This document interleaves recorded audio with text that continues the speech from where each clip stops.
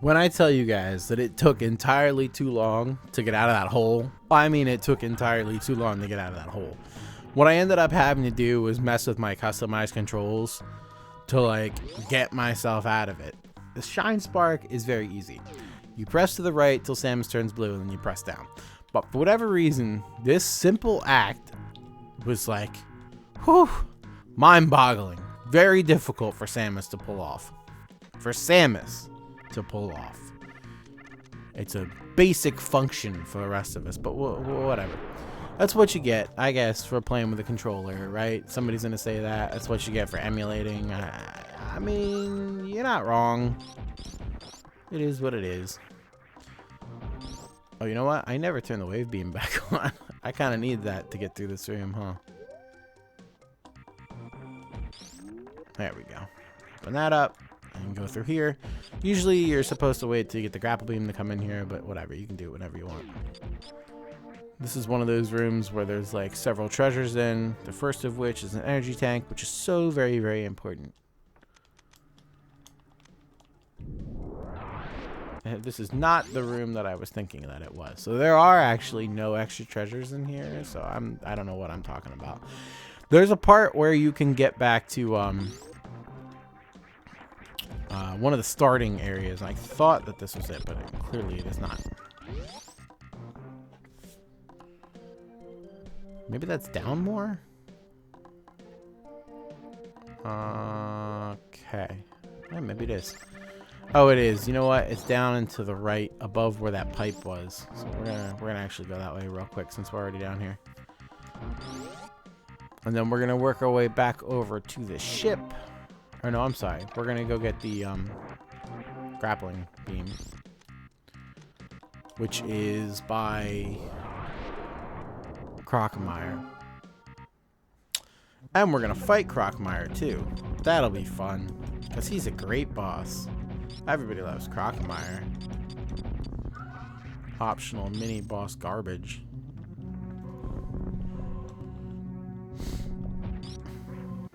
Nice. More power bombs that we only use to survey a room because we don't feel like bombing everywhere. Takes away the whole point of having a bomb in the first place, in my personal opinion. Anyway, so this is where we got the morph ball. So we're like obviously way stronger now because we got all this cool stuff. And we're gonna go into this room on the right and get our next energy tank, because we are just filling up on those energy tanks. We're going nuts. Going nuts on the energy tanks. And we didn't jump right. There we go. So for this next part, I can't remember if you can do this now. I mean, I say that all the time. You can do anything you want at any time for the most part. Yeah, I need power bombs here to break that up so that I can run and Shine Spark. Oh god, no. Thankfully that was a lot easier. I missed, but it was way easier. Okay, now the game wants to make it look like I don't know what the hell I'm doing, because it just Shine Sparks whenever it wants. Excuse me. So there's invisible platforms here that I don't think you can do anything with right now. Actually. Yeah, I don't think you can. I mean, I think you could probably just run along the ground, but I can't remember if the other side... You'd think when the water lowered that you'd have a better chance. I can't remember if the other side, like, you need to jump over something. I think you do. Let's look. Yeah, you do. Alright, yeah, I can't go this way yet. I need the gravity suit.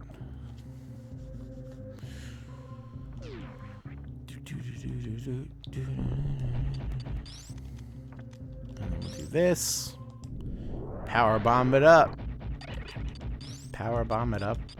That's the best I could come up with, huh? Anyway. So we're just gonna go all the way up from here, because we can always come back to that spot later. I mean, I'll probably forget that I even need to go that way, because I don't really need it, but I would like it. I would like to have whatever that is that I can't remember what it is, because that's how important it is. It's so important I can't remember it. I feel like it's power bombs, but whatever. Who cares? We're 13. That's 13 power bombs, 15 super missiles, and 90 missiles. Like, honestly, we don't need anything else.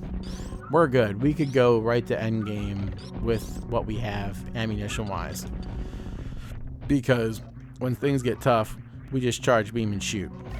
And honestly, I think charge, beam, and shoot is like more overpowered than really anything else in this game. But it's fine.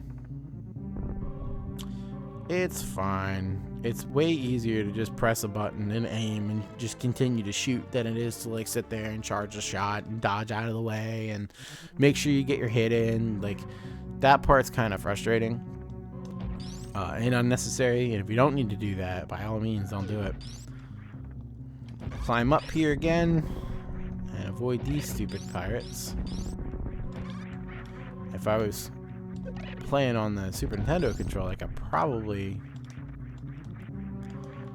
Why am I trying to show off? No one wants to see me show off. Just play the game, Chrono. My God. Stop your nonsense. Besides, you can't show off if you can't do speedrunner tricks. Am I right? Am I right?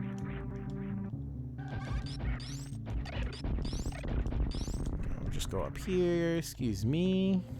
Pardon. Mr. Eye Laser guy. Alright. Go back up here. And now we're going somewhere else. Just kidding. We're going back down Norfair so that we can pick up the... Well, actually, we're going to Brinstar, then to Norfair so that we can pick up the... I want to say X-ray goggles. Not the X-ray goggles. I mean, we'll probably pick up the X-ray beam, but... It's such a worthless piece of equipment. I mean, it's nice, I guess, if you're trying to, like, 100% stuff and you don't know which way to go. But there's a couple parts in the game where even if you have the X-ray beam, it can still be very, like, I don't know where I'm going. I can think of some rooms, and I'll try to remember to call them out when I get there. But I haven't really got to any of them yet.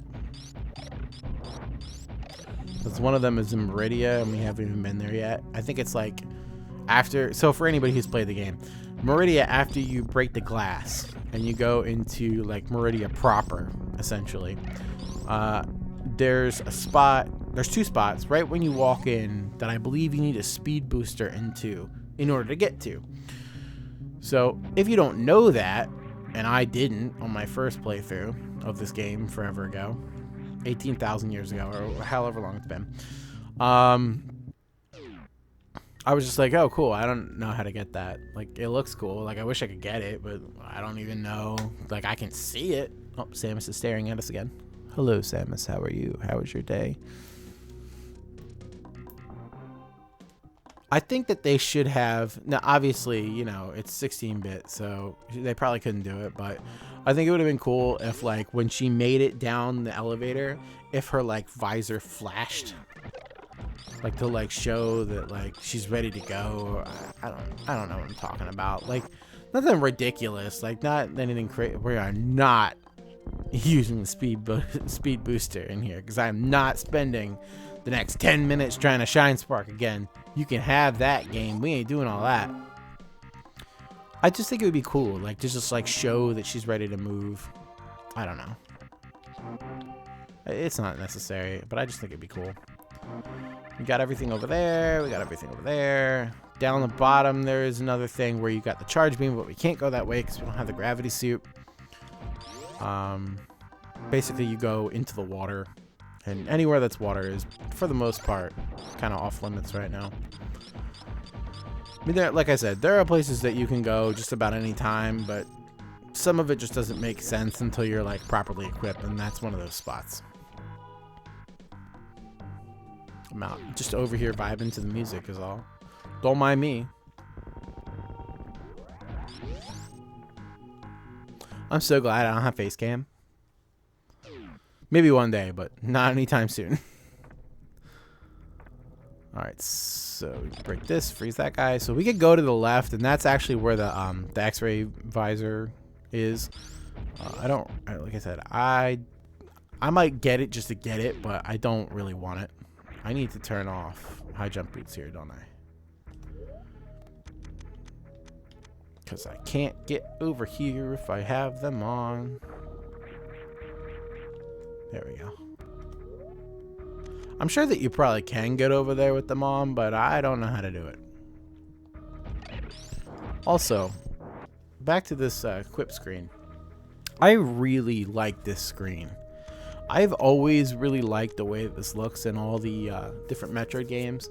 The ability, though, in this one, to turn certain things off, I think is really cool. Like, you could turn off the various suit and go be yellow again. You could turn off the high jump boots and jump short again. You could turn off the speed boosters and not be able to run. You can turn on and off certain beams and not be able to use them. Like, the ability to still make the game challenging never goes away, even if you pick up an item that you need for progression. Like, let's say, for example, I wanted to play the game with no charge beam, but, you know, let's say you needed charge beam for progression, which you don't. So I wanted to play with no charge beam, so I just didn't pick it up. What if I picked it up by accident, right? If it was my first time playing, I didn't know what the charge beam was, but I know I didn't want to pick it up, but I picked it up by accident. Well, you can go in and turn it off and continue to play the game as if it never happened.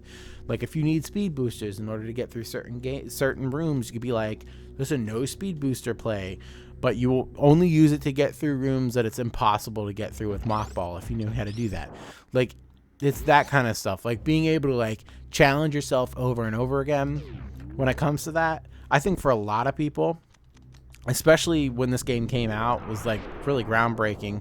I think that a lot of people these days don't really take into account those types of challenges being so important anymore. And people that play retro games probably do. I mean, I've seen people play, like, Castlevania, for example, like the original one on NES, like, play it whipless, where they just use items. I've seen people play it where they just use the whip and they don't use any items. The first one and the third one. Not the second one, though, because I honestly thought about playing the second Castlevania game, but I've never beaten that, so I feel like I might just make people really annoyed. I know that there are some hacks that put the text in the game that, like, actually lets you play the game proper. So I don't know, maybe one day I'd like to do that. I don't know if anybody would watch it, because, you know, general consensus of that game is not good. It is good, it's just different. It's just different than the first one. Same thing with Zelda 2. It's not super weird, it's just not top-down Zelda, which at that point, when there was only one other game, it's not that weird. Actually pretty normal. I think you can go that way, but there's a pit of lava and you kind of have to, like, jump up the side. You're meant to come back with the grappling hooks. That's what we're gonna do. I'm gonna save. Crocomire isn't a difficult boss per se. He's more frustrating and time consuming, but we're gonna save because we haven't saved in a while, and on the off chance that he does kill us, there is a thing that I want to get right after killing him that I can't remember if it's an energy tank or a missile upgrade, but I want to get it, like, right after I fight him. And if he does too much damage on me, there's a chance that I could die if the controller doesn't want to function like a controller. I probably shouldn't have jumped in here. You know what? We're going to fight him on the next episode. Build up a little suspense with this kick butt music. In the next episode, we're going to fight Crocomire. And feel free to like and subscribe. And, you know, whatever else if you made it this far. And I'll see you guys in the next episode.